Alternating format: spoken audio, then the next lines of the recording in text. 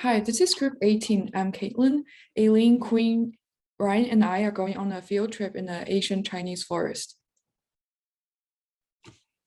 Whoa, is that Lingzi, the magic mushroom? Yes, it is the Lingzi mushroom.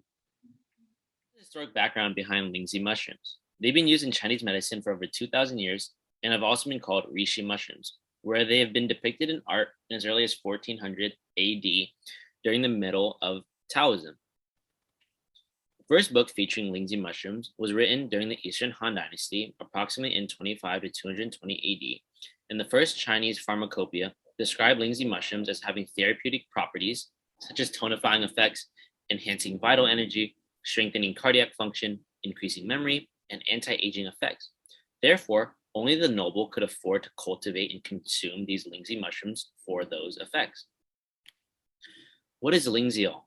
We're going to hear Kaitlyn and my other group mates talk about this, but it's basically a polycyclic monomeroterpenoid found within Lingzi mushrooms. Gonda lucidium, also the scientific name for Lingzi mushrooms, is a beneficial fungus and rich source of terpenoids. Most of these isolated terpenoids belong to meroterpenoids. And here we have a picture of a structure plus Lingzhiol, and we have a picture of Lingzi mushrooms. Kaitlyn will be talking about the synthesis of Lingzhiol and how it works. In total, 6 Lingzhiol syntheses have been described in the literature. There are 2 major biosynthetic pathways.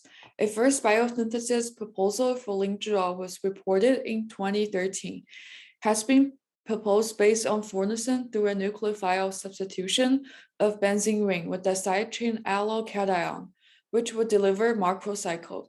Loss of a methyl cation in transannular cyclization forms tetracycle featuring a cyclopentene ring. Oxidation reactions and electronization will lead to Lingzhiol. There is an alternative plausible biosynthesis pathway. It was suggested that the geranyl hydroquinone undergo cyclization to produce enol. After conversion into epoxy alcohol, a semi-pentacle rearrangement will produce aldehyde. 2 further steps involving aldehyde reduction and electronization give Lingzhiol. And what can Lingzhiol be used for today? It has tons of uses actually, but we cannot just talk about it within one day. Let me tell you some specific uses of it. The Lingzi mushroom extracts are discovered to be the new essential factors for disease treatment, such as the cardiovascular disease, cancer disease, and chronic disease. This mushroom has the anti-inflammatory properties, anti-cancer properties, as well as the antioxidant properties. The Lingzhiols are also helpful for the kidney protection. Besides that, the Lingzi lactone B is another compound that is found from this mushroom. Could protect against renal injuries by increasing the activities of antioxidants and inhibiting the inflammation. In addition, the effectiveness of meroterpenoids are also applied for chronic disease, such as the diabetes type 1 and 2, triple negative breast cancer, or the chronic kidney disease. And the next one, I will tell you some of the uses of Lingzi mushroom in anti-cancer activities. Of the 58 mycetes mushrooms tested by researchers, Lingzi mushrooms were the most effective in killing cancer cells.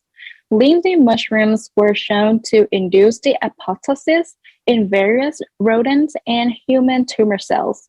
This may be attributed to the various meroterpenoids that are found in this mushroom.